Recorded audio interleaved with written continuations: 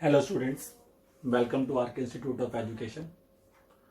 तो last lectures में हमने बीसीसी, एफसीसी और सिंपल क्यूबिक का पैकिंग एफिशिएंसी निकाल लिया था और भी कई सारी चीज़ें हमने उस पर काम किया। कोऑर्डिनेशन नंबर्स पे काम किया हमने, ए और आर और डी पे रिलेशन जो था उस पर काम किया। बट आज के लेक्चर्स में हम बात कर रहे हैं अब क्लोज पैक स्ट्रक्चर्स की। पहले हमने एटम्स पर ज़्यादा फोकस किया कि कॉन्स्टिट्यूएंट पार्टिकल्स कहाँ पर हैं, कैसे रखे जा रहे हैं, वो चीज़ पर हमने ज़्यादा फोकस किया। लेकिन अब हम क्लोज पैक स्ट्रक्चर्स के अंदर ये देखने जा रहे हैं कि जब पार्टिकल्स क्लोजली पैक्ड होते हैं किसी भी क्रिस्टल लैटिस में, तो वहाँ पे किस तरह के वॉइड्स भी क्रिएट होते हैं। वॉइड्स का मतलब हो गया इंटरस्टिशियल साइट्स जो वहाँ पे बनती हैं, हम उनकी बात कर रहे हैं वहाँ पर। तो आज के टॉपिक्स पे हम उन पे भी फोकस करेंगे। तो आप जैसे देख सकते हैं, मैंने यहाँ पर क्लोज पैक स्ट्रक्चर को पहले यहाँ पे 1D में बनाया हुआ है, क्योंकि अगर हमें क्रिस्टलैटिस तक पहुँचना है जो कि 3D स्ट्रक्चर है, तो 3D स्ट्रक्चर तक हम तभी पहुंचेंगे जब हम 1D then 2D and then we go for 3D।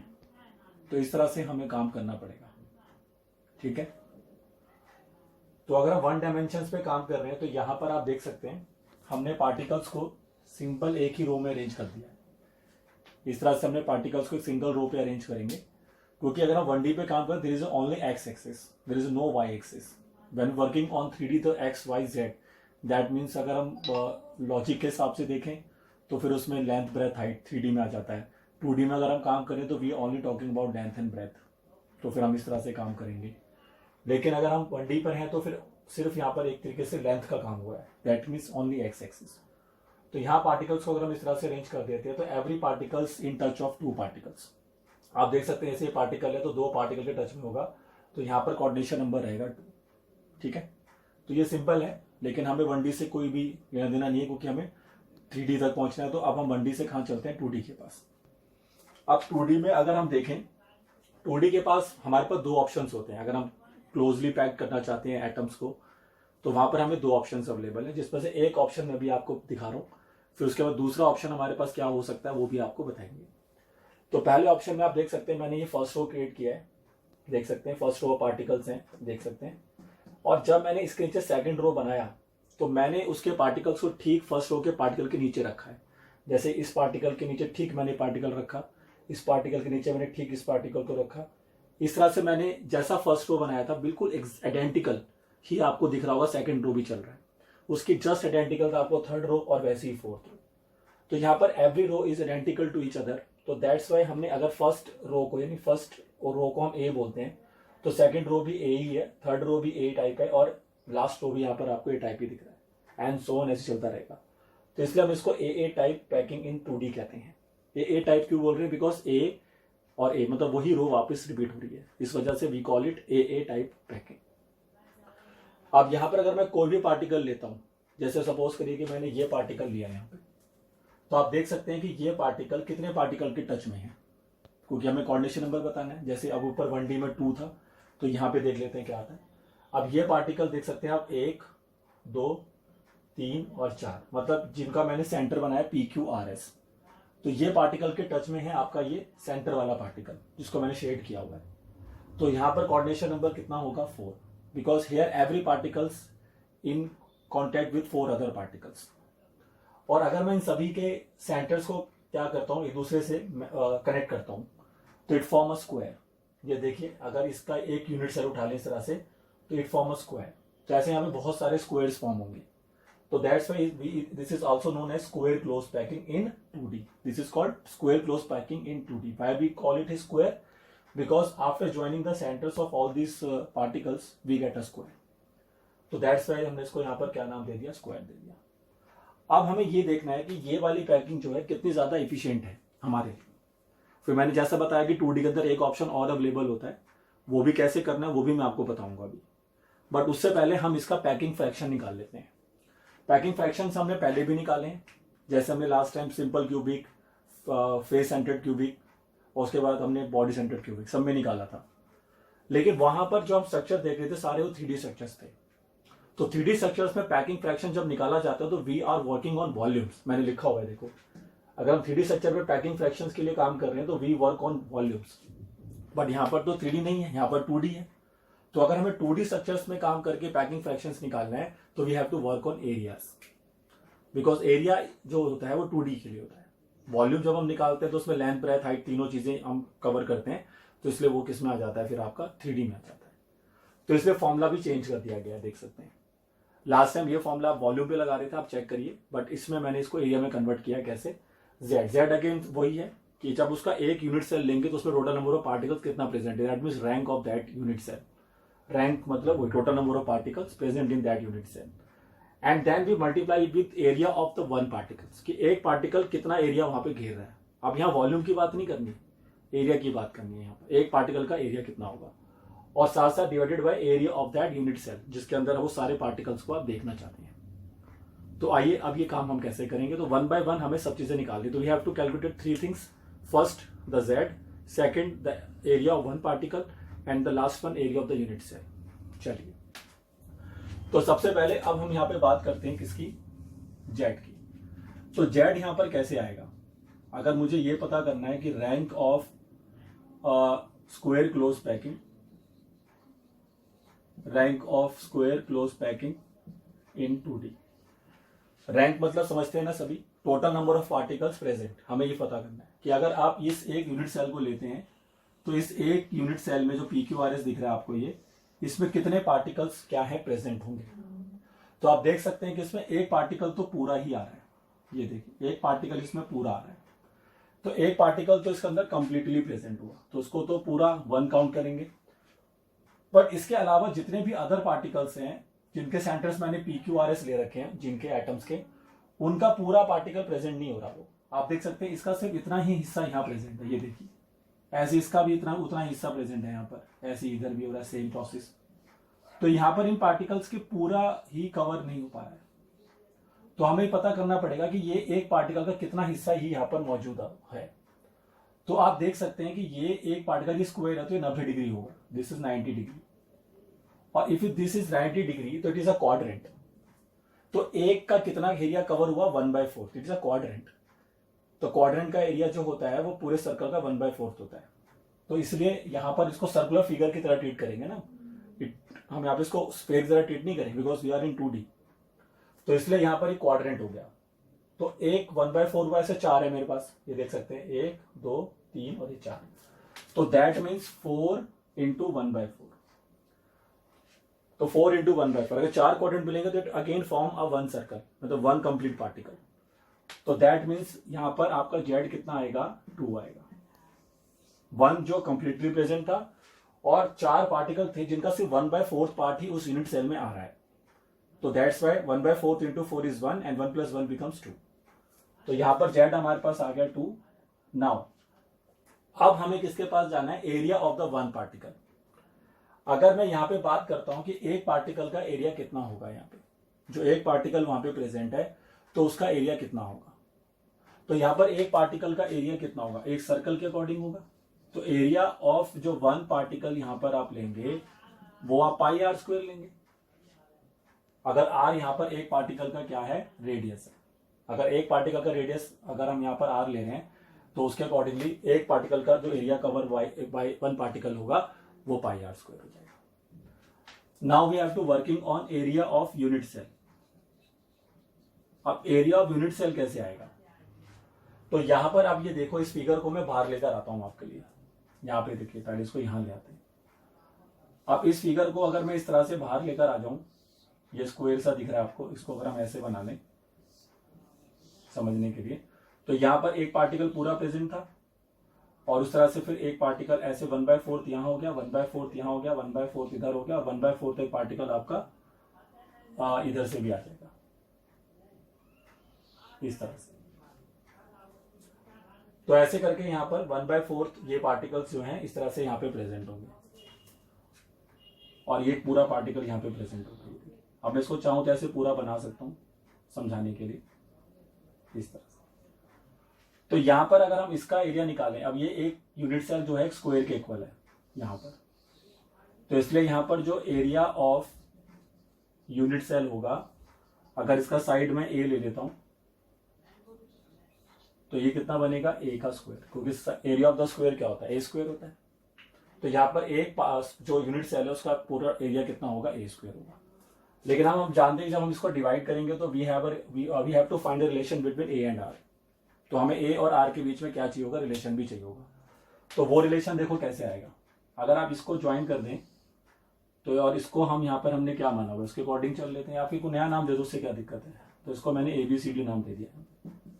तो we have to find here AC, क्योंकि ये A है ये भी A है, तो ऑब्वियस ही बात है AC कितना आएगा, पाइथागोरस लगा के √2A आ जाएगा, आएगा कि नहीं आएगा भाई, आएगा। ये A है ये A है, तो पाइथागोरस लगा के AC √2A आएगा। और AC पे पार्टिकल कितने प्रेजेंट है, देखो इतना, इसका एक ही R हुआ, इसका पूरा R है 2R, और इसका सिर्फ R है। तो AC की जगह पर हम R + R और 2R, तो क्या लिख सकते हैं 4R। तो 4R इक्वल टू √2A, तो यहां से R की वैल्यू आ जाएगी √2A/4। और या फिर हम ये भी कह सकते हैं A equal to 4R, A equal to क्या बनेगा 4R/√2, ये भी कह सकते हैं A इक्वल टू 4R/√2। तो समझ में आ रहा है, यहाँ पर हमने A और R में क्या ढूंढा, रिलेशन ढूंढ लिया, ताकि अब उसको जब फॉर्मूले में डालें तो A और R रिलेशन रहेगा, तभी तो फिर सॉल्वेशन होगा ढंग से। तो ध्यान से देखिए, पहले रैंक निकाल लिया, एरिया 1 पार्टिकल सिंपल था, सर्कल का एरिया कैलकुलेट करेंगे πr², एरिया यूनिट सेल यहाँ पे A² हो गया। अब A और R में रिलेशन हमने निकाल लिया अकॉर्डिंग टू दिस कॉन्सेप्ट। अब सारी वैल्यू फॉर्मूले में डाल दीजिए, ठीक है। तो मैं इसको मिटा रहा हूँ यहाँ से स्पेस बनाने के लिए। तो यहाँ पर हमारा जो इसका पैकिंग फ्रैक्शन आएगा वो कितना आएगा, देखो तो Z हमारा कितना आया था 2, फिर ये πr² हो गया, डिवाइड में क्या आएगा, एरिया ऑफ यूनिट सेल वो कितना था आपका A², और उसके बाद ये 2 रहेगा, ये पाई, ये R², और डिवाइड में आ जाओ, A की जगह पर क्या पुट करो 4R/√2 का होल स्क्वायर, 4R/√2 का होल स्क्वायर।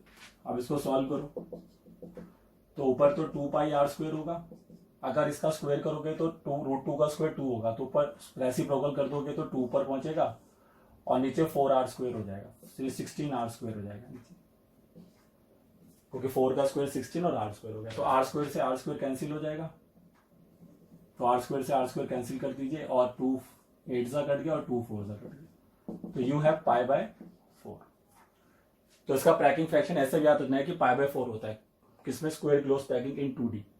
और जब पाई की आप पुट कर देंगे 22/7, तो उसको 4 से डिवाइड करेंगे, तो it comes out approximately equal to 78%, 78 point something आएगा, बट अप्रोक्सीमेटली इट बिकम 78%। या देखिए स्क्वायर क्लोज पैकिंग का जो पैकिंग फ्रैक्शन होता है वो 78% हो गया। तो बताओ फिर यहाँ पर जो खाली जगह बन रही है, ये अगर उसके हिसाब से सोचा जाए तो एक यूनिट सेल में कितना खाली जगह मौजूद होगा, तो एक यूनिट सेल में जो खाली जगह होगी वो अप्रोक्सीमेटली यहाँ पर कितना बनेगी, 22% के आसपास, 22%। तो 22% के आसपास की खाली जगह यहां पर रहेगी, बाकी 78% एक यूनिट सेल में पार्टिकल ने घेर के रखा होगा एरिया। तो इसका स्क्रीनशॉट ले लीजिए फटाफट, करना ऐसी था ये। तो ये लॉजिक है कि आपको स्क्वायर क्लोज पैकिंग पे तो हम काम कर रहे हैं, बट हम 2D में काम कर रहे हैं। तो 2D में हम जब काम करते हैं तो we work on area not on volume. तो उसके हिसाब से अगर आप सोचोगे और एक यूनिट सेल के हिसाब से सोचोगे तो जरूर इसको कर सकते हो। क्लियर हो रहा है। तो मैंने आपको बताया था कि 2D में हमारे पास एक और ऑप्शन होता है। अब देखते हैं कि वो ऑप्शन इस वाले ऑप्शन से ज्यादा एफिशिएंट है कि नहीं, क्योंकि यहाँ पर अभी तक हमारे को 78% का ही, मतलब वैसे तो ये 0.78 आएगा, सॉरी, मतलब ये becomes approximately equal to 0.78, but आप इसको फिर पैकिंग इफिशियंसी में लाओगे तो 78% हो जाएगा, क्योंकि पैकिंग फ्रैक्शन है तो वो तो डेसिमल में ही आएगा। ठीक, तो पैकिंग इफिशियंसी जो आएगी वो 78% आएगी अप्रोक्सीमेट। ठीक है, तो आइए यही काम अब हम सेकंड ऑप्शन के साथ करते हैं और उसमें देखते हैं कि डायग्राम में हमें क्या चेंज करना होगा, मतलब जो सेकंड रो हम बनाएंगे पार्टिकल का वो कैसे लगाना होगा उसके अंदर। तो फटाफट इसका स्क्रीनशॉट लीजिए, फिर आगे बढ़ते हैं। ठीक है, चलिए, और साथ साथ नोट्स बनाते रहिए और जो भी डाउट है उसको इकट्ठा करिए। ठीक है, चलिए।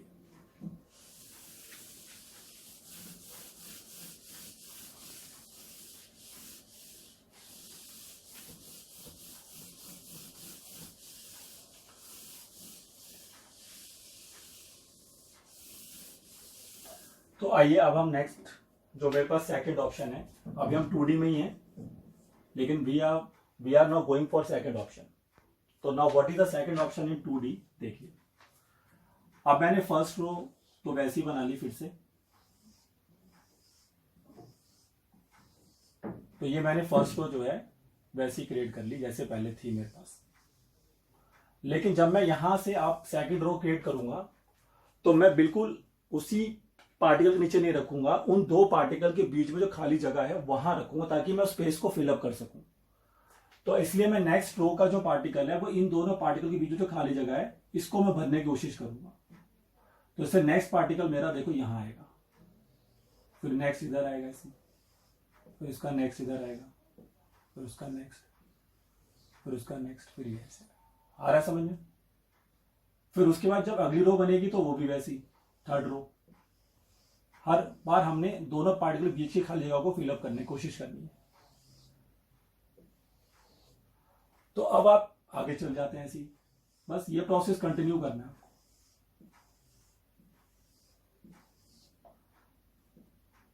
देखिए अब इसमें आप देख सकते हैं कि जो सेकंड रो बन रही है वो बिल्कुल फर्स्ट रो के आइडेंटिकल नहीं है। तो अगर मैं इसको ए टाइप बोलूंगा फर्स्ट रो को, तो दूसरी मेरी बी टाइप कहलाएगी, क्योंकि जो सेकंड रो है बिल्कुल डिफरेंट है उससे। लेकिन उसके बाद देखिए फर्स्ट रो दोबारा रिपीट होगी, यानी पहले फर्स्ट इन ए टाइप, फिर B type, again you have A type, then you have again B type. तो ऐसे ए बी टाइप पैकिंग हो जाता है ये। इसलिए हमने इसको एक और यहाँ पे नाम दे देंगे A B type packing, A B type packing in 2D, ये हम इसको कहेंगे। अब आइए यहां पे निकालते हैं कोऑर्डिनेशन नंबर कि एक पार्टिकल कितने पार्टिकल के कांटेक्ट में है। तो अगर मैं यहां पर कोई भी एक पार्टिकल कंसीडर करूं, सपोज करो कि मैं ये पार्टिकल लेता हूं, इसको मैं शेड कर देता हूं, तो अब आप देखो कि ये पार्टिकल कितने पार्टिकल के कांटेक्ट में है। उन सभी के सेंटर को ज्वाइन भी करो साथ साथ। एक ये रहा, दूसरा, तीसरा, चौथा, पांचवा और छठा, और इनके सेंटर्स को एक दूसरे से कंबाइन भी कर दो साथ साथ। तो इस तरह से आप देखिए कि एक पार्टिकल कितने पार्टिकल कॉन्टैक्ट में आ गया, 6 पार्टिकल कॉन्टैक्ट में आ गया। तो इसलिए यहां पे याद रखना है 6 कोऑर्डिनेशन नंबर होता है इस वाले ऑप्शन के केस में, अगर आप सेकंड रो का पार्टिकल फर्स्ट रो के पार्टिकल के स्पेस के बीच में सेट करते हैं। और अब आता है तीसरा पॉइंट, इसको आप देखें तो ये एक हेक्सागन बन गया। अगर मैं इन सबके सेंटर को जोड़ रहा हूं तो ये जो फिगर मुझे मिली है सबके सेंटर्स को जोड़ने के बाद, इट इज एन हेक्सागन। तो that's why it is called hexagonal close packing, hexagonal close packing in 2D, लेकिन because we are in 2D। तो hexagonal close packing in 2D, और शॉर्ट फॉर्म में we can write it as HCP। It is also known as HCP in 2D, because एक HCP हम 3D में भी करेंगे। तो that's why we have to mention कि this is HCP but in 2D। अब इसका भी हमें पैकिंग फ्रैक्शन निकालना है, मतलब पैकिंग एफिशिएंसी निकालेंगे, ताकि उसके साथ हम कंपेयर करें जो हमने पीछे निकाला किसका, square close packing in 2D। तो उसके लिए सेम प्रोसेस फॉलो करेंगे, पहले इसका Z ढूंढेंगे, है ना, वही सब प्रोसेस फॉलो करना पड़ेगा आपको। तो ये सबसे पहले हम इसका Z ढूंढते हैं। तो Z मतलब यहां पर हम ढूंढ रहे हैं rank of HCP in 2D, Z। तो ये कैसे आएगा देखिए। तो उसके लिए आप इस हेक्सागन जो यूनिट सेल है इसमें हेक्सागन के ऊपर फोकस करना होगा आपको। तो अगर मैं इसको यहां पर अलग से बना के दिखाता हूं आपको, ताकि आपको थोड़ा सा सही ढंग से समझ में आए।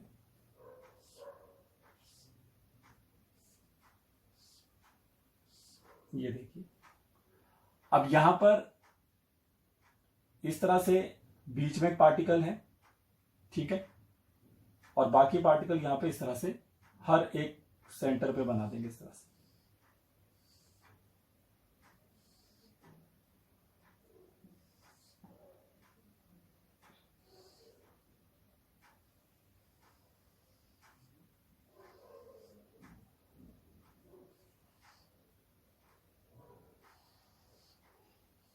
ठीक है, थोड़ा समझने की कोशिश करिए, बस चीज वही है जो वहां बनी गई थी। देखिए,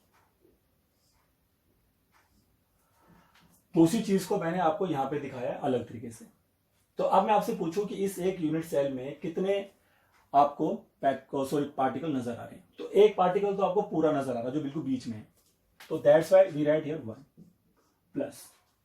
अब उसके बाद इसके हर एक वर्टेक्स पर इस तरह से अब कुछ हिस्सा उस पार्टिकल का आ रहा है, सारा तो नहीं आ रहा वो पार्टिकल यहाँ पे, क्योंकि ये पार्टिकल जैसे ये था तो इसका कुछ ही हिस्सा यहाँ पर आ पाया ना, ये देखो। अब इसका एक पार्ट जितना हिस्सा होगा उतना ही बाकी सबका भी होगा। तो अगर हम एक का हिस्सा निकाल लें तो उससे फिर हमें बाकियों का भी समझ में आ जाएगा कि क्या हो सकता है। का जैसे मैंने बताया कि एक यहाँ पर हेक्सागन जो एंगल फॉर्म करेगा एक वर्टेक्स पर, क्योंकि रेगुलर हेक्सागन बन रहा है, सारी साइड्स बराबर है इसकी, तो एक एंगल 120 डिग्री का क्रिएट होगा एक जगह पे। मतलब ये वाला जैसे एंगल आप देखेंगे 120 डिग्री का, ये भी 120, ये 120 ऐसे होगा। और आउट ऑफ कितना डिग्री 360, क्योंकि अगर पूरा सर्कल कंप्लीट होता तो 360 और उसमें से हमने कितना हिस्सा लिया है 120। तो एक पार्टिकल का इस यूनिट सेल में कितना पार्ट मौजूद है बताओ फिर, 1/3। ये तरीका होता है कि आप ये देखो कि उसका कितना डिग्री, टोटल डिग्री में कितना मौजूद है। तो टोटल 360 होता है पूरे सर्कल का, और उसमें से कितना एरिया अगर यहां पर कवर करना है तो उसके एंगल को ऊपर रख दो। अब इसने यहां पे एंगल बनाया 120 का, तो 120 को अब हम यहां पे डिवाइड करेंगे 360 से, तो 1/3 हो गया। 1/3 मतलब उसका सिर्फ 1/3 पार्ट ही इधर एक यूनिट सेल में मौजूद है। और ऐसे हमारे पास कितने पार्टिकल हैं, 1 2 3 4 5 6, तो इसलिए यहां पर होगा 1/3 ऑफ 6, तो टोटल पार्टिकल मिलेंगे आपको 3। तो इस पूरे यूनिट सेल में जो टोटल पार्टिकल हैं वो 3 है आपके पास। तो एसईपी जो 2D में होता है उसमें रैंक आपका कितना रहता है, 3 रहता है। अब हमें क्या चाहिए, area of the one particle, तो वही रहेगा πr², वो तो चेंज नहीं होगा। तो एक पार्टिकल जो एरिया कवर करेगा वो πr² ही रहेगा, ठीक है। लेकिन अब सवाल ये उठता है कि हम इस पूरे ये जो हेक्सागन बन रहा है इसका एरिया कैसे निकालेंगे, क्योंकि नीचे फिर total area of the unit cell आता है। जैसे लास्ट टाइम स्क्वायर था तो वो तो इजी हो गया, साइड का स्क्वायर कर दिया, बन गई बात। बट ये तो हेक्सागन है, तो इसका एरिया कैसे निकाला जाता है वो मैं आपको समझाता हूं। देखो, तो यहां पर आप इसके सेंटर को, इसका पर सेंटर लो और उसको इधर जोड़ दो ऐसे, ये देखो। तो ये एक क्या बनेगा, इक्विलेटरल ट्रायंगल बनेगा। ये जो आप देख रहे छोटा सा यहाँ पे ट्रायंगल दिख रहा है एबीसी नाम का, ये इक्विलेटरल ट्रायंगल हो जाएगा। क्यों, क्योंकि ये रेडियस होगा पार्टिकल का r, तो ये भी r होगा, ये भी r, ये भी r, इधर से भी r, इधर से। तो इसमें सारी साइड जो है, मतलब जो AB है, BC है और AC है, सब 2r है। आप चेक कर सकते हैं, सबकी वैल्यू यहां से 2r ही आएगी। तो सबकी वैल्यू यहां से 2r आएगी, तो फिर ये क्या बन गया, एक इक्विलेटरल ट्रायंगल। और ऐसे कितने इक्विलेटरल ट्रायंगल यहां पे बनेंगे, कोई बता सकता है? तो ऐसे यहां पर 6 इक्विलेटरल ट्रायंगल बनेंगे। जैसे आप देखो, एक इधर बन जाएगा 2, फिर ये 3, फिर ये 4, फिर ये 5 और इधर 6 हो जाएगा। तो ऐसे यहां पर 6 इक्विलेटरल ट्रायंगल बन जाएंगे। तो सारे इक्विलेटरल ट्रायंगल के एरिया को अगर मैं ऐड करूंगा तो हेक्सागन का एरिया मेरे को मिल जाएगा। तो एक इक्विलेटरल ट्रायंगल का एरिया क्या होता है, area of equilateral triangle ABC, तो वो होगा √3/4 साइड का स्क्वायर। तो वी टेक साइड हियर, मान लेते हैं BC ले लेते हैं, AB जो भी लेना चाहे आप ले सकते हैं, साइड लिख दो खाली, कोई दिक्कत नहीं है। और यहां पे हर साइड 2r है, आप देख सकते हैं, every side is here 2r। तो एरिया ऑफ ट्रायंगल ABC बन गया √3/4 2r का होल स्क्वायर। तो एरिया ऑफ ट्रायंगल ABC बन गया √3/4 into 4r², that means √3r² बन गया। और अगर अब मेरे को पूरा एरिया चाहिए ऑफ यूनिट सेल, और वो हेक्सागन है मेरे लिए, तो 6 times the area of triangle ABC कर देंगे, तो दैट मीन्स 6 √3r²। ये आ गया, देखिए। और अब हम इसका पैकिंग फ्रैक्शन का फॉर्मूला लगा देंगे। और अच्छा, एरिया ऑफ वन पार्टिकल तो वही रहेगा, area occupied by one particle πr² होगा, सर्कल के एरिया के बराबर, जैसे लास्ट टाइम भी था। तो पैकिंग फ्रैक्शन हो गया Z मल्टीप्लाई में क्या फॉर्मूला था, area of one particle that means πr² upon में area of the unit cell that means 6 √3r²। Formula में लास्ट टाइम लिखा था, मैंने डायरेक्ट वैल्यू डाल दिया उसमें, Z multiply area occupied by one particle divided by total area of the unit cell. अब यहां पर Z कितना निकाला बताओ आपने, 3, ये पाई और ये r²। तो r² से r² तो आप काट ही दो, तो ऊपर बचा 3 पाई और नीचे क्या बचा बताओ 6√3। ठीक है भाई, जेड की जगह 3 आ गया, r² से r² कट गया, पाई बचा और नीचे 6√3 बचा। अब इसमें पाई की वैल्यू डाल के सॉल्व कर लेना, तो इसका पैकिंग फ्रैक्शन आपको 0.91 के आसपास मिलेगा और दैट मीन्स इसकी पैकिंग एफिशिएंसी 91% के आसपास रहेगी।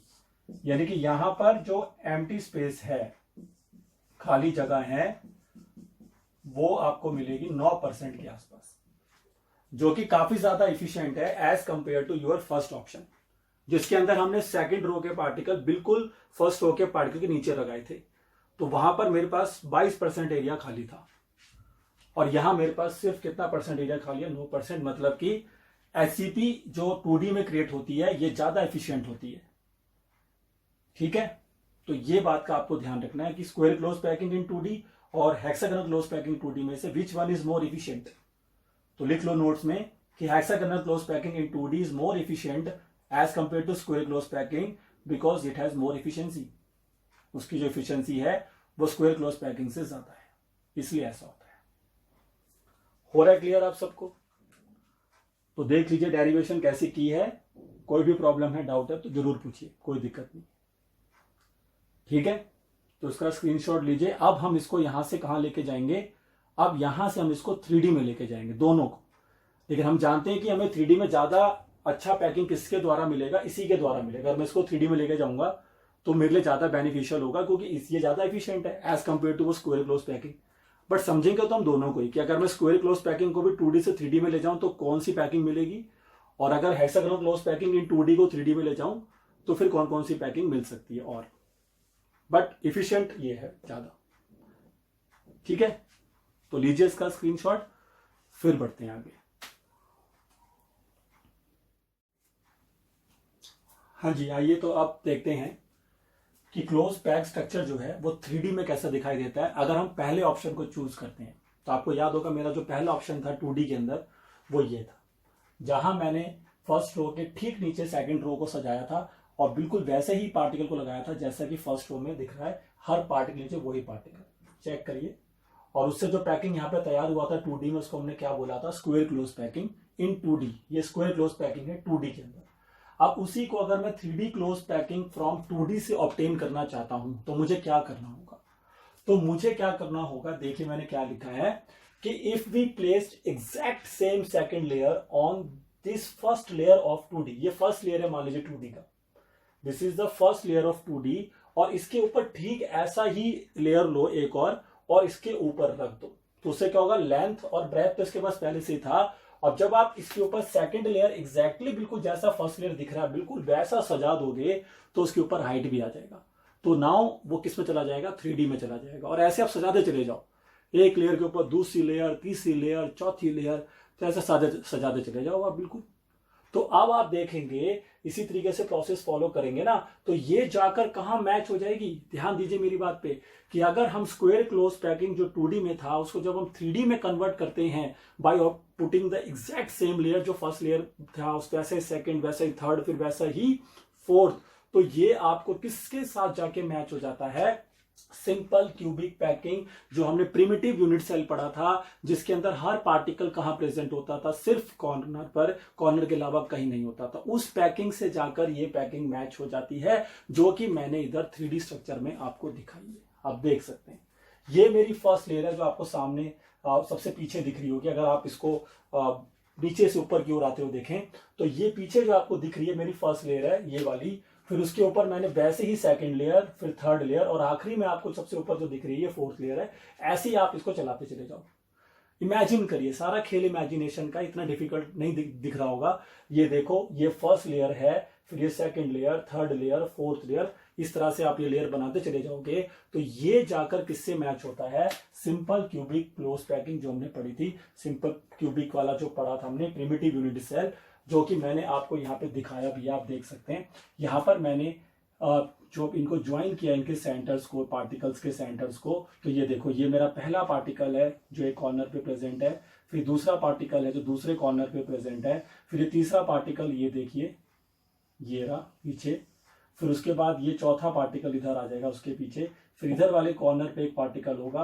ऐसे इधर वाले कॉर्नर पे एक पार्टिकल होगा, तो हर, और पीछे वाला जो कॉर्नर दिख रहा है ये इसके पीछे भी एक पार्टिकल है, क्योंकि टोटल मिला के 8 पार्टिकल होंगे ना।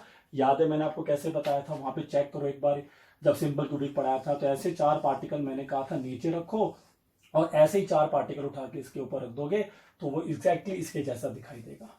इमेजिन करो, बस ध्यान से देखो, क्लियर हो रहा होगा। ये देखो, ये आगे के 4 पार्टिकल दिख रहे होंगे, और वैसे ही 4 पार्टिकल उसके नीचे वाली पिन्नी दिख रहे होंगे। तो 4 पार्टिकल के ऊपर एक 4 पार्टिकल हमने रख दिए, तो और हर पार्टिकल का जो सेंटर है वो कॉर्नर पे ही नजर आएगा आपको, जिसको फिर हम ऐसे भी इमेजिन कर सकते हैं। मैंने थोड़ा सा ओपन स्ट्रक्चर बनाया, ये तो पूरा कौन सा स्ट्रक्चर है, पूरा क्लोज स्ट्रक्चर है, तो उतना क्लैरिटी नहीं मिलता बच्चे को। अगर यहाँ देखा जाए तो पूरा क्लैरिटी मिल जाता है कि एक एक पार्टिकल एक एक कॉर्नर पे इस तरह से प्रेजेंट होगा। और ऐसे यहाँ पर बहुत सारे यूनिट सेल बनेंगे। आप, ये तो मैंने एक बनाया हुआ है, ऐसे जब बहुत सारे यूनिट सेल ऊपर नीचे दाएं बाएं बनते चले जाएंगे तो ये पूरा क्रिस्टल लैटिस उसका क्या हो जाएगा, तैयार हो जाएगा। थोड़ा समझ में आ रहा है, क्योंकि एक यूनिट सेल है, मैंने बताया था ना, यूनिट सेल जब आपस में रिपीट करता चला जाता है उसी पैटर्न को लगातार, तब जाके पूरा एक क्रिस्टल लैटिस तैयार होता है। तो इसका छोटा सा एग्जाम्पल आप देख सकते हैं यहाँ पर, ये एक छोटा सा यूनिट सेल है जो सिंपल क्यूबिक वाला है, प्रिमिटिव यूनिट सेल। और ये प्रिमिटिव यूनिट सेल इस पूरे क्रिस्टल लैटिस को क्या करेगा, भारी भारी से फॉर्म कर देगा। और आपको याद होगा वहां पे सिंपल क्यूबिक में हमने जो पैकिंग फ्रैक्शन निकाला था, वो सॉरी पैकिंग एफिशिएंसी कह लीजिए, तो वो हमने निकाली थी 52.4%। तो क्लियर हो रहा है आपको कि कैसे स्क्वायर क्लोज पैकिंग जो 2D में दिखाई देती थी ऐसे, वो जब हम उसके ऊपर सेकंड लेयर डालते चले जाते हैं तो 3D पहुंचने के बाद वो ऐसा बन जाता है। यानी कि आपसे कोई पूछ सकता है कि स्क्वायर क्लोज पैकिंग जो 2D में थी वो 3D में पहुंचकर क्या बन जाती है, तो आपको याद रखना है वो 3D में पहुंचकर क्या बन जाती है, सिंपल क्यूबिक पैकिंग, यानी कि ए टाइप पैकिंग जो थी वो प्रिमिटिव यूनिट सेल से मैच हो जाती है, जिसमें हर पार्टिकल कहां दिखाई देता है, at every corner of that unit cell, और कहीं नहीं दिखाई देता है। तो आई होप आपको क्लियर हो रहा होगा। फिर भी कोई डाउट है तो कोई बातें नोट डाउन करिए और जरूर पूछेंगे आप मेरे से, ठीक है।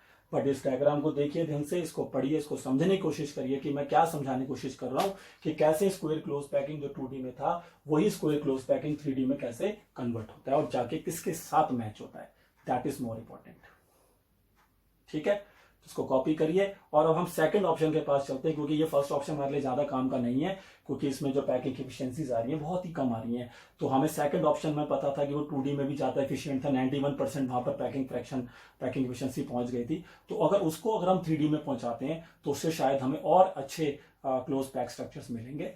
तो आइए अब उसी को समझेंगे। चलिए इसको कॉपी कर लें, नोट कर लें, फिर आगे बढ़ते हैं।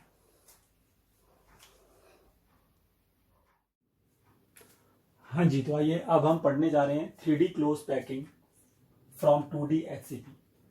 तो हम सेकंड ऑप्शन के पास आ गए। सेकंड ऑप्शन आपको याद होगा हमारा फॉर्म हुआ था hexagonal close packing in 2D। तो आपके सामने बना रखा है, ये देखिए, this is called hexagonal close packing in 2D।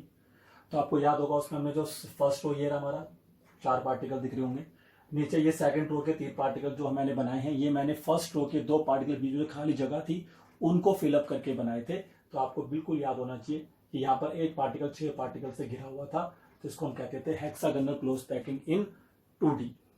अब इसको ध्यान से देखिए और तभी आपको समझ में आएगा कि हम 3D में कैसे जाएंगे यहां से। चलिए, तो अगर अब मैं यहां पे क्या करता हूं, ध्यान से देखिए, जब मैंने इनको ऐसे लगा दिया, मेरी फर्स्ट लेयर है, this is my first layer, ठीक है। ऐसे सोचो कि आपने ये हाथ रखो और उसमें आपने ऐसे 4 टेनिस की बॉल ली, फिर नीचे 3 टेनिस की बॉल लगाई इस तरह से, उसके बाद फिर 4, फिर 3, ऐसे चलता रहेगा, तो वो पूरी एक लेयर बिछ जाएगी उसकी ऐसे।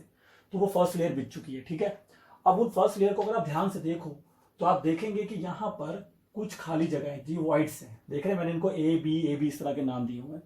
तो वही चीज मैंने लिखी है कि here we have 2 different words, not different in the shape तो ट्रायंगुलर है बट ऑफ द पोजीशन।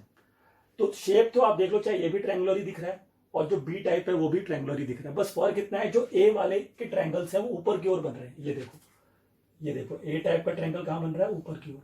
ये देखो ए टाइप का ट्रायंगल कहां बन रहा है, ऊपर की ओर। ध्यान से देखो एकदम, ये देखिए, ये सारे वर्ड्स पे फोकस करो, इनके ट्रायंगल अपवर्ड ट्रायंगल है, तो वो लिखा अपर ट्रायंगुलर शेप है इसका। और अगर हम बी के देखें तो नीचे की तरफ ट्रायंगल बन रहे हैं, ये देखो, ये नीचे की तरफ बन रहे हैं सारे ट्रायंगल, चेक करो आप, ये देखो, ये सारे बी वाले में बना रहा हूं, तो ये सारे बी वाले जो इनके ट्रायंगल नीचे की ओर है और जो ए वाले उनके ट्रायंगल ऊपर की ओर है, ये देखो। तो आपको ध्यान रखना है कि जब हम फर्स्ट लेयर बिछा देते हैं एससीपी की 2D में, तो वो फर्स्ट लेयर के अंदर दो तरह के व्हाइट्स होते हैं, एक अपर ट्रायंगुलर होते हैं, लोअर ट्रायंगुलर होते हैं। अब मैं क्या करने जा रहा हूं कि जब मैं इसके ऊपर सेकंड लेयर बिछाऊंगा, सेकंड लेयर मेरे को लगानी है इसके ऊपर, तो मेरे पास दो ऑप्शन रहेंगे, याद रखिए। या फिर मैं अपर ट्रायंगुलर जो व्हाइट्स बन रहे थे उनके ऊपर अपना मैं सेकंड लेयर का पार्टिकल रखूंगा, या फिर मैं जो लोअर ट्रायंगुलर बन रहे थे उनके ऊपर रखूंगा। तो इस बात से फर्क नहीं पड़ता कि आप उसको अपर ट्रायंगुलर पे रखोगे कि लोअर ट्रायंगुलर पे रखोगे, जगह मतलब पोजीशन चेंज हो रही है, बट पहुंचोगे एक ही जगह, मंजिल एक ही सब जगह की, सब मतलब जब पहुंचेंगे, मतलब जो फाइनली रिजल्ट मिलेगा वो सेम मिलेगा दोनों तरफ से। तो मैंने यहां पर किसको चूज किया है, लोअर वालों को चूज किया। मतलब मैंने जो सेकंड लेयर के पार्टिकल्स, मतलब सेकंड लेयर जो मैं लगा रहा हूं फर्स्ट लेयर के ऊपर, वो मैं लोअर ट्रायंगुलर व्हाइट्स के ऊपर पार्टिकल को रखूंगा, ताकि मैं ज्यादा से ज्यादा स्पेस को घेरता हुआ जा रहा हूं। समझ में आ रही है मेरी बात? मैं पार्टिकल के ऊपर पार्टिकल नहीं रख रहा, मैं जगह को घेरने की कोशिश कर रहा हूं, तो मैं व्हाइट्स के ऊपर पार्टिकल रख रहा हूं। तो मैंने जितने भी लोअर वाले हैं, देखिए बी वाले, उन पे मैंने पार्टिकल रख दिए। आप देख सकते हैं, ये देखो, ये बी जो था लोअर वाला था, अब ये डैश जो दिख रहा है ये सेकंड लेयर है सर, एज्यूम करो, क्योंकि 2D ब्लैक बोर्ड पे 3D चीज बनाना थोड़ा डिफिकल्ट हो जाता है, लेकिन एज्यूम कर इमेजिन करेंगे तो बात बनेगी। तो आप ये देखो, ये मेरा, मैं दिखाता हूँ, ये मेरा बी नीचे नीचे की तरफ दिखाई देगा अभी। ये जब इसके ऊपर पार्टिकल आ जाएगा तब नहीं दिखेगा ये, बट अभी इमेजिन तो कर सकते हैं। तो ये मेरा बी वाला जो व्हाइट था नीचे की ओर बना हुआ था, ये देखो, ये भी मेरा बी वाला था नीचे की ओर बना हुआ था, ये भी मेरा बी वाला था नीचे की ओर बना था, ये भी मेरा बी वाला नीचे की ओर बना था। तो मैंने उस हर को ऑक्यूपाई कर दिया, मैंने उनके ऊपर सेकंड लेयर के पार्टिकल रखते चला गया। देखो ध्यान से देखो, ये मैंने एक पार्टिकल रखा, डैश से मैंने दिखा रखे हैं। तो कितने पार्टिकल नजर आ रहे हैं आपको? ऐसे 5। ये 2 ऊपर दिख रहे हैं, 2 बी ऊपर है। मुझे बताओ कितने बी बने थे यहाँ पर? टोटल मिला के 5 ही बी बने थे ना। ये देखो, 2 बी ऊपर बने थे और 3 बी नीचे बने थे। तो टोटल पार्टिकल कितने रखे जाएंगे? 5 ही रखूंगा। अगर मैं इस सिनेरियो को लेता हूँ, खाली इतना हिस्सा लेता हूँ खाली, तो वही देखो आप, दो डॉटेड सर्कल आपको ऊपर दिख रहे हैं और 3 डॉटेड सर्कल आपको नीचे दिख रहे होंगे। देखो, तो इस तरह से मैंने सेकंड लेयर बिछा दी सर। फर्स्ट लेयर के ऊपर सेकंड लेयर के पार्टिकल को इमेजिन करिए, तो बात बनेगी, ऐसी बात नहीं है। तो उसके बाद अगर आप ध्यान से देखें, तो जब हम सेकंड लेयर लगा चुके होंगे, तो उसके बाद और नए वॉइड्स दिखने लगे। यहां पर तो वॉइड अपनी कहानी चला रहे हैं 2D में, अब 3D में पहुंच चुके हैं। 3D स्ट्रक्चर बन गया एक तरीके से, क्योंकि आपने इसके ऊपर सेकंड लेयर रख दिया है, तो आप 3D पर पहुंच गए एक तरीके से। लेकिन अब इस 3D को हमें और एफिशिएंट बनाना है, तो अब हम यहां से कहां जा सकते हैं वो हमें समझना है। बट आपको उससे पहले ध्यान रखना है कि जैसे ही आप यहां पर पहुंच जाते हैं, जैसे ही आप सेकंड लेयर बिछा देते हैं, तो आप लिख देना कि after putting the particles of second layer on the first layer, and where we put the particle of second layer, we are putting the particles of second layer on the lower triangular voids। जो lower triangular voids थे उन पे मैंने रखा है इसको, तो उससे हमें मिलेंगे नए voids। देखो लिखा, then we get new voids। ये बात लिख लेना, मैंने पूरा लिखा तो आप लिख लो कि after putting the particles of second layer on the lower triangular voids of the first layer, then we get a new voids, 2 different new voids। Here the one void जो हमें मिलेगा उसका नाम है tetrahedral voids, another one is called here octahedral voids।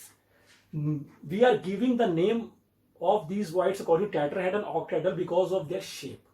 tetrahedral shape याद होगा, पढ़ा था ना केमिस्ट्री में, BSPR थ्योरी पढ़ा, तो बहुत सारी शेप्स बनाई होंगी वहां पर, octahedral, tetrahedral, square pyramidal, square planar. तो टेट्राहेड्रल शेप को दिमाग में लाइए, 4 फेस होते हैं उसमें, ठीक है, टेट्रा हो गया। और अदर वन इज ऑक्टाहेड्रल, तो ऑक्टाहेड्रल में 8 फेस होंगे, ठीक है, वो समझेंगे अभी, शेप पर तो बाद में। अभी से इतना दिमाग में रखो कि जब सेकंड लेयर बिछा देंगे फर्स्ट लेयर के ऊपर एससीपी की जो 2D में बनी थी, तो अब हमें जो मिलेंगे 2 voids, one voids tetra, other one is octa. तो मैं आपको दिखाता हूं कि टेट्रा कहां दिख रहा है। यहां पर देखो, आप ध्यान से देखना, समझ में आएगा, वरना नहीं आएगा फिर। तो अब ये देखो ध्यान से, आप इस वाले वॉइड को एज्यूम कर पा रहे हैं जहां पे मैंने सी लिखा हुआ है। सभी बच्चे इसको देखो, अगर यहां क्लियरनेस नहीं मिलेगा ज्यादा तो यहां दिखा देंगे आपको। अब ध्यान से देखो, ये सी वाले पर फोकस करिए जहां मैंने अपना पेन रखा हुआ है। अगर आप देखें तो इसके ठीक नीचे एक पार्टिकल नजर आएगा फर्स्ट लेयर का, दिख रहा है? फर्स्ट लेयर का पार्टिकल दिखाता हूं मैं आपको, ये देखो डार्क सर्कल देखिए आप, ये पार्टिकल सर फर्स्ट लेयर का है।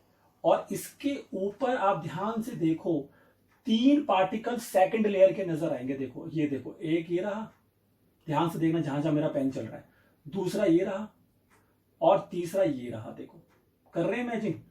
तो नीचे एक पार्टिकल, ध्यान से देखना, नीचे एक पार्टिकल और उसके ऊपर 3 पार्टिकल सेकंड लेयर के, तो उन 3 और नीचे वाला एक, टोटल कितने हो गए 4 पार्टिकल।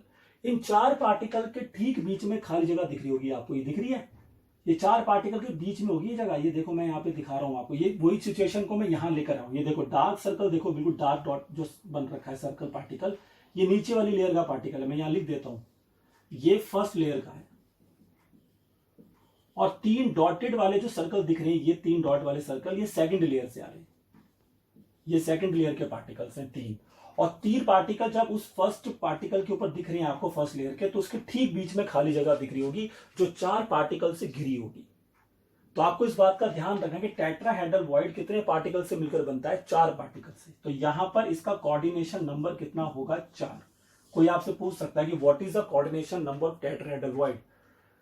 तो इसका मतलब ये है कि अगर आप सोचो कि इस खाली जगह पे अगर मैं कोई छोटा सा पार्टिकल रख दूं तो उसको कितने पार्टिकल टच कर रहे होंगे, खुद सोचो, या खुद एज्यूम करो, अपने आप को एक पार्टिकल एज्यूम करो, खुद सोचो कि अगर मैं छोटे से स्पेस में जाके बैठ जाऊं तो फिर मैं कितने पार्टिकल के कांटेक्ट में आ जाऊंगा। एक पार्टिकल जो मेरे नीचे होगा, ये डार्क सर्कल वाला, और 3 पार्टिकल मेरे ऊपर होंगे। इमेजिन करो, अपने आपको पार्टिकल इमेजिन करो और देखो कि उस पोजीशन पर बैठने पर आप कितने पार्टिकल कांटेक्ट में आ जाएंगे। तो दैट्स व्हाई टेट्राहेड्रल का जो कोऑर्डिनेशन नंबर होता है वो 4 होता है। क्योंकि बच्चा यहाँ पे ये सोचता है कि इसका नाम टेट्रा है तो 4 है, तो इसलिए यहाँ पे टेट्राहेड्रल हो गया। नहीं, टेट्राहेड्रल नाम कोऑर्डिनेशन नंबर को देख के नहीं दिया है, टेट्राहेड्रल नाम शेप को देख के दिया है। अभी आपको मैं क्लैरिटी कराऊंगा इधर वाले से। दिख रहा है सबको टेट्रा, बिल्कुल फोकस करिए, कोई बात नहीं, डायग्राम खुद बनाइए, खुद डायग्राम बनाएंगे तो जरूर मेरी बात समझ में आ जाएगी कि टेट्राहेड्रल वॉइड यहाँ पर कैसे क्रिएट हो रहा है। ये सी जो आपको दिख रहे हैं, ऐसे सी बहुत सारे बनेंगे, अगर आप पूरा इमेजिन करो उसको, तो बहुत सारे ऐसे टेट्राहेड्रल वॉइड्स क्रिएट होते चले जाएंगे जब आप सेकंड लेयर रखते जाएंगे। अब इधर आओ, सेकंड मैंने बोला ऑक्टा वाला। अब मैं आपको ऑक्टा दिखा रहा हूं, ध्यान से देखना। अब ऑक्टा वाला अगर आप देखें तो ये देखा ऑक्टा, देखो मैं पेन दिखाऊंगा वो ज्यादा बेहतरीन होगा आपके लिए, इसको जूम कर लो, ज्यादा समझ में आएगा। तो ये हमारे पास ये वाली जगह पे आ रहा है, ये सिचुएशन पे फोकस करिए, यहां वाली पे। तो यहां वाले पर आप नीचे बताओ कितने पार्टिकल हैं फर्स्ट लेयर के, दिखाओ। फर्स्ट लेयर के 3 पार्टिकल नजर आएंगे, देखो आप, ये रहा पहला, ध्यान से देखना, ये रहा दूसरा, और ये रहा तीसरा। ठीक है भाई, तो ये 3 पार्टिकल तो नीचे वाले लेयर के हो गए, इस जगह पे फोकस कर रहे हैं, ध्यान से देखना। और उसके ऊपर देखो कि सेकंड लेयर के कितने पार्टिकल हैं, ये देखो, ये रहा पहला डॉटेड वाला पार्टिकल, ध्यान से देखना, फिर ये रहा दूसरा वाला, और ये रहा आपका तीसरा वाला, ये देखो। तो उन 3 के ऊपर 3 ही पार्टिकल किसके आ रहे हैं, सेकंड लेयर के आ रहे हैं। फर्स्ट लेयर के 3 पार्टिकल नीचे, ये देखो आप डार्क सर्कल जो दिख रहे हैं आपको, ये फर्स्ट लेयर के पार्टिकल है। ये देखो फर्स्ट लेयर का पहला पार्टिकल, फर्स्ट लेयर का दूसरा पार्टिकल, और फर्स्ट लेयर का तीसरा पार्टिकल। और ठीक इसके ऊपर 3 पार्टिकल डॉटेड लाइन से बना रखे हैं, देखो ये सेकंड लेयर के हैं, ये पहला सेकंड लेयर का पार्टिकल, ये दूसरा सेकंड लेयर का पार्टिकल, और ये तीसरा सेकंड लेयर का पार्टिकल है। तो अगर इनके बीच में देखो एक खाली जगह दिख रही होगी, यहां भी दिखा सकता हूं और यहां भी दिखा सकता हूं, ऐसे यहां भी होंगी, देखो ये भी वही जगह है। तो ऐसे बहुत सारे वर्ड्स बनेंगे यहां पर, जो 3 पार्टिकल नीचे के होंगे फर्स्ट लेयर के, और 3 ही पार्टिकल उसमें सेकंड लेयर के होंगे ऊपर वाले के, तो उसको कहते हैं सर ऑक्टा। तो अब देखो समझ में आ रहा, अगर आप यहां में कोई पार्टिकल रखो, फिर से अपने आप को पार्टिकल एज्यूम करो और सोचो कि इसके अंदर जाके बैठ जाओ छोटी जगह में, तो आप देखो कितने पार्टिकल के कांटेक्ट में आ जाएंगे, 3 पार्टिकल नीचे, 3 पार्टिकल आपके ऊपर। तो कोऑर्डिनेशन नंबर कितना हुआ बताओ, 6। तो अगर इसका कोऑर्डिनेशन नंबर 6 है तो उसका नाम तो कुछ हेक्सा वैक्सा होना चाहिए था, लेकिन इसका नाम देखो क्या है, ऑक्टा। तो वही मैं कह रहा था कि नाम कोऑर्डिनेशन नंबर के नाम हिसाब से मत सोचना कभी भी। तो कोऑर्डिनेशन नंबर 6 जरूर है ऑक्टाहेड्रल वॉइड में, क्योंकि वो 6 पार्टिकल से मिलकर बनता है, 3 नीचे 3 उसके ऊपर, लेकिन उसका नाम हेक्सा नहीं, उसका ऑक्टा, क्योंकि उसकी शेप ऑक्टा है। शेप पर आएंगे, आगे समझाऊंगा कि कैसे टेट्रा अंदर से दिखाई देगा, उसकी शेप कैसी होगी, ऑक्टा अंदर से कैसा दिखाई देगा, उसकी शेप कैसे, यहाँ पर 8 फेस होंगे, कैसे यहाँ पर 4 फेस होंगे। तो शेप पर नाम दिए जाते हैं, कोऑर्डिनेशन नंबर पे नाम नहीं दिया जाता, ये ध्यान रखिए आप। अब एक और मैं इनमें डिफरेंस क्लियर कराता हूं आपको दोनों के ऊपर, ताकि आपको पूरा इमेजिन हो जाएगा बढ़िया तरीके से। अगर आप सोचो कि ये मेरा बन रखा है, ठीक है, अब सोचो कि इस बोर्ड के ना उस तरफ, ध्यान देना मेरी बात पे, कि अगर मैं इस बोर्ड मतलब इस लेयर के उस तरफ, बोर्ड छोड़ दो आप, ये लेयर बन गई ऐसे, फर्स्ट लेयर सेकंड लेयर बना के ऐसे पकड़ लो उसको।